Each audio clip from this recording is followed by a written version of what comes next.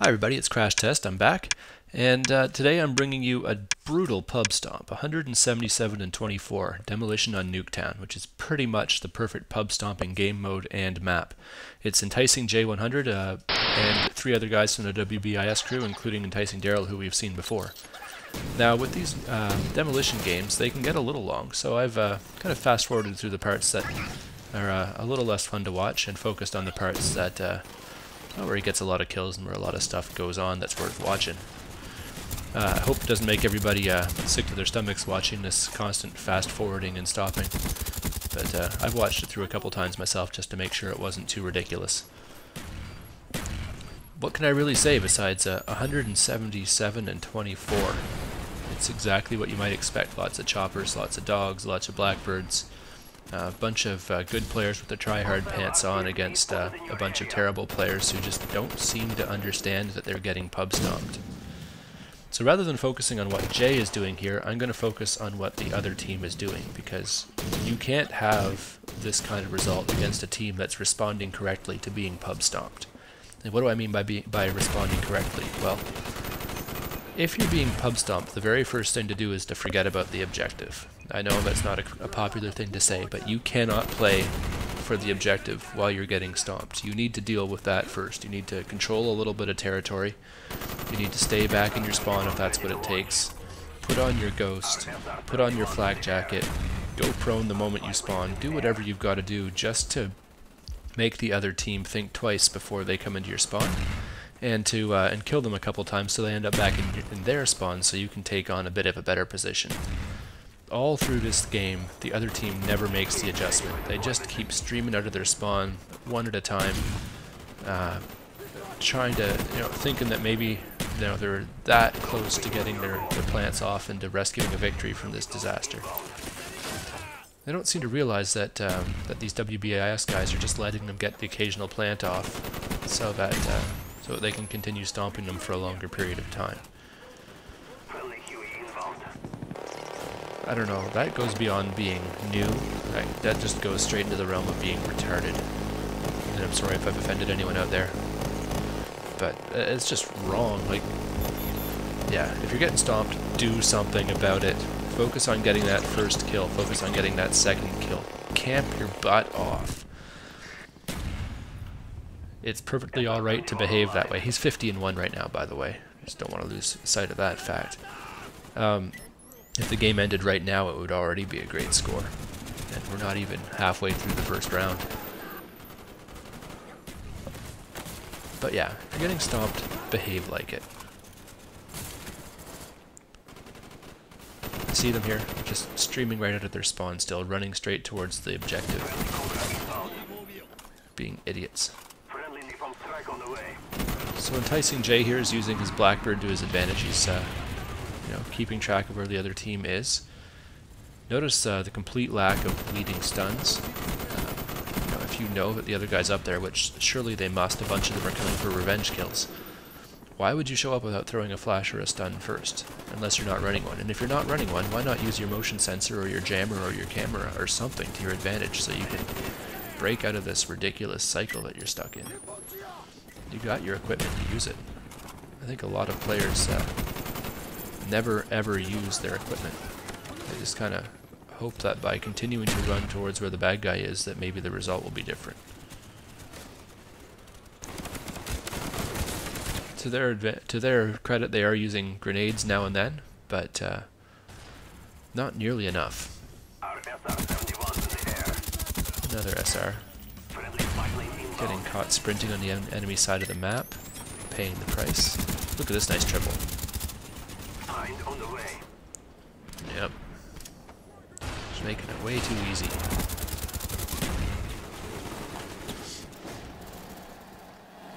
Jay is reacting the right way to a bunch of players who are being idiots by just running in there. He knows that he doesn't have to worry about a concerted effort to kill him. He just has to, not get unlucky too often, and he will come out with a good score. Just rush right in.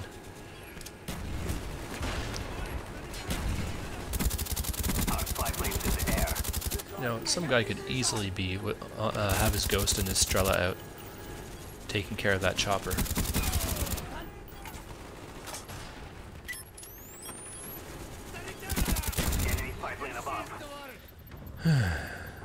It's just frustrating to watch another team be so ridiculous. What are we at? 70-5 was that? Very nice. I know I shouldn't feel bad for the team. I should just be happy for Jay, because he did put together the kind of gameplay that would make me very happy if I could ever do. I've been watching these, trying to analyze them, trying to understand. You know, my kill maximum right now I think is 58 or something, and I think it's that I just hate dying too much. I'll feel better about going 50-2 than I will about going, well, in theory anyway, 155. You know, if I die that many times, or even 120, I'd rather go 50-2 than 120. It's all about the KD. But I think if I'm going to get any big kill games, I'm going to have to let go of that. I'm going to have to accept that I'm probably going to go negative sometimes, and you know, take my lumps. So he's been sitting here with a silencer for a long time. Clearly they aren't watching your kill cams, don't understand where he is. The fact that he's using a silencer is enough. Gets his dogs. Knew he only needed 1 or 2 more kills to get his dogs, so went out there and got himself killed. You know, but if you want to get a big score, I guess that's another thing that helps. Keep running your kill streaks up the pole. So once you get there, kill yourself, try it again. Look at these guys. Not a ghost pro to be seen. And not all of them are green badges either. They could easily have a ghost pro.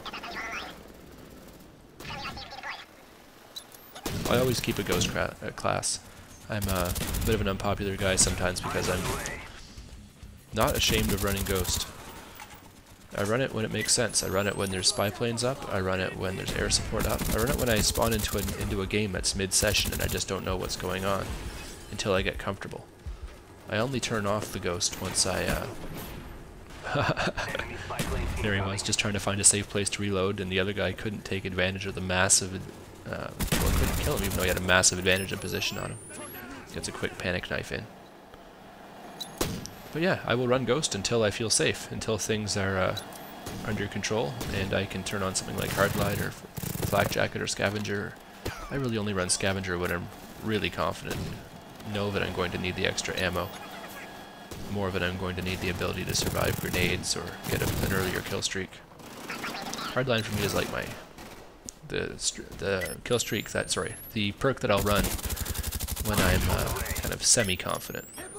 When I know that I'm probably going to win, but you know, the difference between a 7 or an 8 kill Blackbird will often make a difference. I'd like to see, the nerd in me would like to see kind of I don't know, some statistics on how often I make it to a 2 or 3 or 4 or 5 or 6 kill streak or whatever, just so that I could understand better. You know, when I put on hardline, how much more often am I going to get a Blackbird? How much more often am I going to get my dogs? I have a feeling that there's a pretty sharp drop-off for me around 5 or 6 kills. I'm pretty good at getting to my napalm and my, you know, whatever else. I don't usually run a 6 kill streak, but a mortar team, I suppose. But Blackbirds, maybe 1 or 2 a game if I'm running it, but I'll get my napalm 4 or 5 times, I think. I should keep track. I should go and watch the theater mode footage and just build a little chart, nerd it up, geek out, and show you guys what happens when you run hardline. Now I'm my KD right now I think is sitting at 1.54, so I know that if you have a higher KD, you're going to obviously get your kill streaks more often. But for me, how much sense does it really make for me to run hardline? Do you guys run hardline? How big a difference is it making for you? I'm going to change gears for a minute here, because this stomp just goes on and on. I shortened it up as much as I could to make it fit into the 15 minutes, but it's still, I think, a 20-minute gameplay. This weekend I'm going to be hosting the 3rd Crash Test Cup. I'm going to do it starting at 7 p.m. on Sunday. This time I'm going to go for a 4-on-4 tournament. There are 20 people signed up on Scrim Battles for the beta program right now, so that would be enough for 5 teams if you can get some teams together. And I'm only going to run 1 tournament. In future weeks, once we got more people, I'm going to separate it into A and B, but for now I'm going to run 1 tournament, and you know, over time we'll be able to separate it out. 4-on-4, like I said, MLG variant rules, or as scrimbattles.com calls it, super serious rules. So yeah, go over to scrimbattles.com and sign up if you want to participate in this weekend's tournament, Sunday, 7 p.m. I've made a lot of improvements to the site over the last couple of weeks. There were some bugs. Some people had trouble signing up, creating teams, signing in, all kinds of stuff, and I knew that was going to happen, and that's why I started it off with a beta. So thanks guys for sticking with it and not getting too frustrated. But most of the bad stuff's already fixed.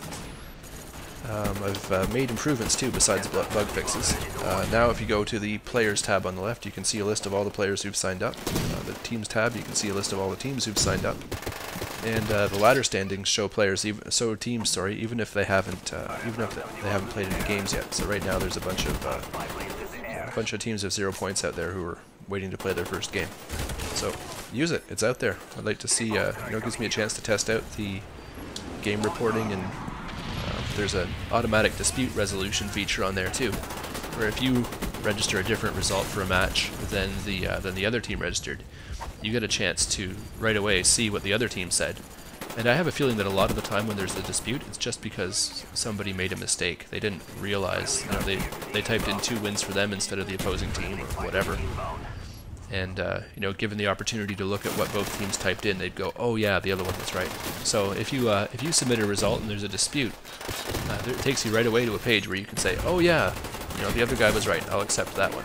And if the other guy next time the other guy logs in, he'll have a place on the left where it shows him that there's a dispute, and he can go in there and get the same opportunity. Say, "Oh yeah, the other team was right. I'm going to accept theirs." And I'm hoping anyway that will resolve a lot of disputes without having to intervene. And just basically, I know that on game battles, when there's a dispute, it's a real pain. You got to submit a ticket, wait for a referee, and it just pretty much assumes right away that there actually is a dispute. I know the only disputes I've ever had on game battles were just mistakes, not getting around to reporting in time, or whatever, one that forgot to report or whatever. So this should hopefully make that a little bit less of a frustrating thing to deal with. What else have I been doing? Oh yeah, I'm working on a zombies ladder. Going to do that next week. Thanks everyone for your feedback on that idea. It seems a lot of people want to do a zombies ladder, and there isn't one out there that I'm aware of right now. The way it's going to work is there will be a special zombies ladder. I think just one ladder, no need to separate that one out into leagues. And on that ladder you'll be submitting zombies scores. So I made it to level whatever and my score was whatever, and it'll assign points to you based on that, and that's how the rankings will be determined. The big problem is figuring out how to make sure that all these scores are legit. And the way that I think I'm going to do that is enough people have camera phones now, or some way of taking a digital picture, that, I'm sorry guys, if you want to participate on the zombies ladder, you're going to have to be able to take a picture of the final screen of your zombies match. So once you're done and it's showing you your final score and your final, what level you made it to, take a picture of your screen, make sure that it's visible and that we can see the score on it. And when you report the score, there will be a little place for you to upload the picture. And that way, we can make sure that all the scores are legit, and people, when they're looking at the standings, can go back and check for themselves to make sure that everything's looking the way it should and everything's visible and stuff. If you submit a score and I can't read it, well, it's just as good as if you hadn't submitted a picture at all. So I won't be able to accept those scores. But hopefully you guys will have some fun with the zombies ladder. I think it'll be pretty cool. A lot of people are into their zombies. I'm going to keep it to 1 player for now too. I know that if you have more players, it changes the outcome. It makes it a little easier. So I'm going to limit it to a 1-player zombie ladder for now. We're getting close to the end of this gameplay. I don't know if you've been following, but Jay has been absolutely murdering them all game. He's been throwing those spawn tomahawks too and not getting a lot of love. No results yet. Good to see a man not afraid to bring up a down teammate running second chance.